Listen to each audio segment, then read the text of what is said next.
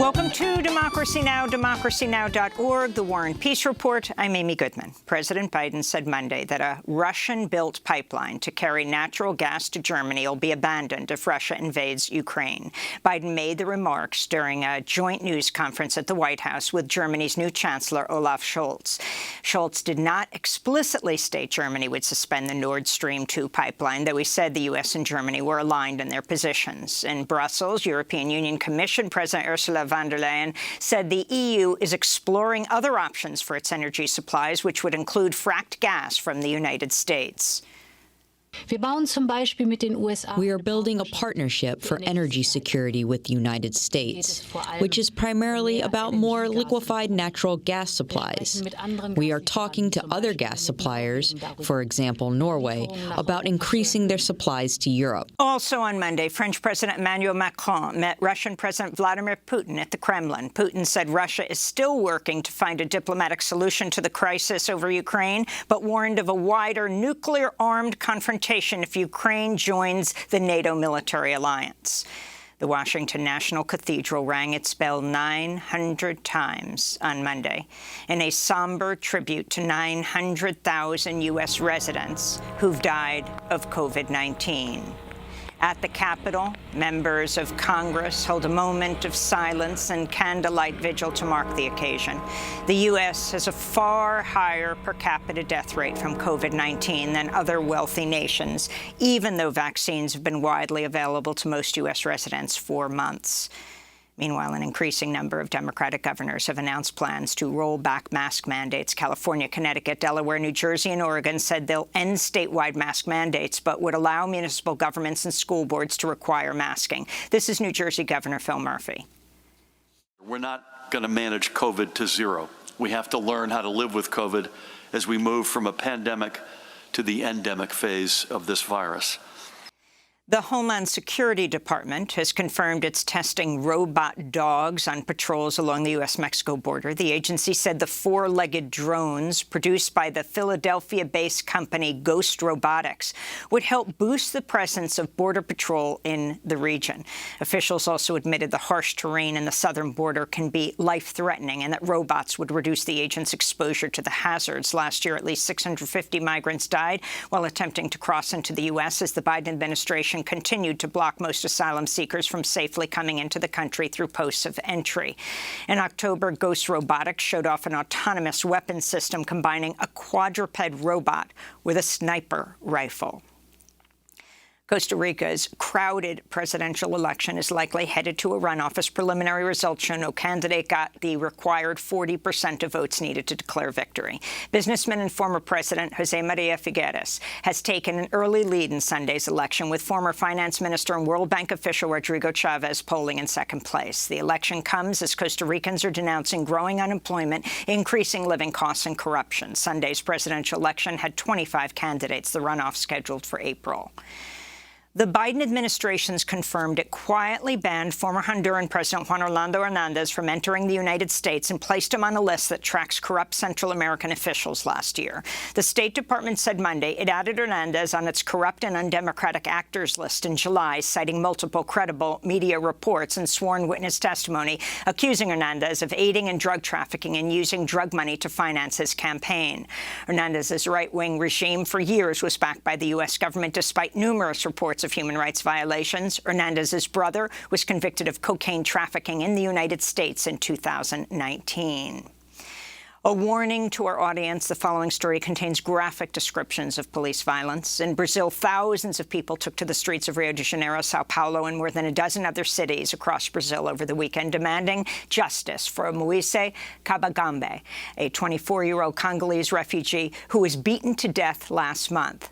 Kabagambe was attacked on January 24th after he demanded back pay from 2 days of work at a Rio de Janeiro beach kiosk where he served beverages. Security footage shows 3 men repeatedly beating Kabagambe with a club and a baseball bat over the course of 13 minutes. This is one of the protesters. Esse Estado brasileiro, que é Estado racista, que é Estado nazista.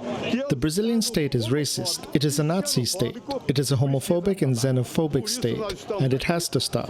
We are here at this huge protest in solidarity with all the families who suffered these barbaric crimes. Moise Kabagambe's family left Congo and fled to Brazil in 2011 when he was a child. Back in the United States, the Supreme Court restored Alabama's congressional voting map, reversing a federal court ruling that found Alabama Republicans unlawfully gerrymandered the districts to deny representation to black voters.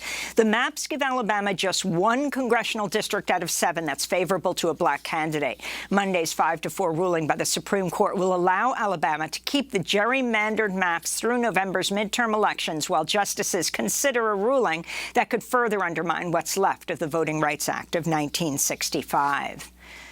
First Lady Jill Biden says President Biden will no longer promote 2 years of tuition-free community college as part of his Build Back Better agenda.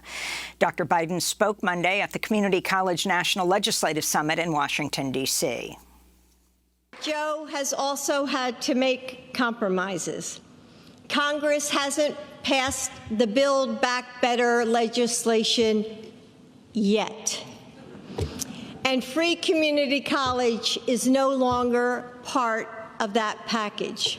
The White House is no longer actively negotiating with Democratic Senators Joe Manchin and Kyrsten Sinema, who've refused to support the Build Back Better bill.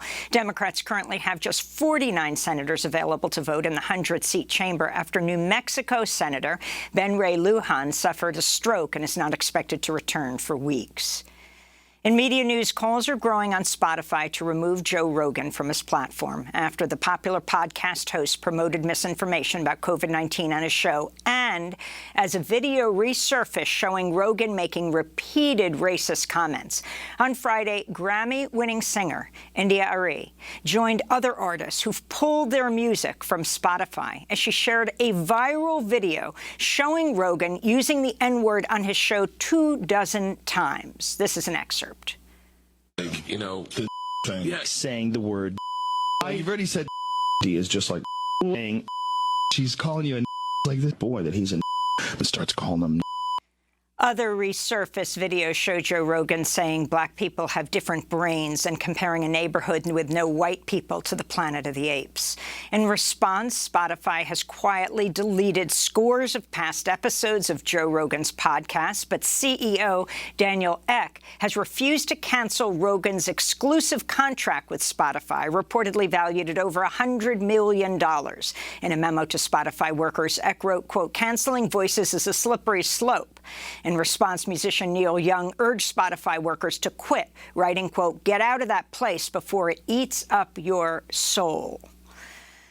Board members from some of the most powerful big oil corporations are on Capitol Hill today to face questioning by the House Subcommittee on the Environment. This comes as the oil and gas industry is facing mounting backlash over its contribution to the climate crisis, including a massive campaign of disinformation that spread lies about the catastrophic dangers of fossil fuels, despite big oil's own research warning carbon emissions from its products were triggering a climate emergency.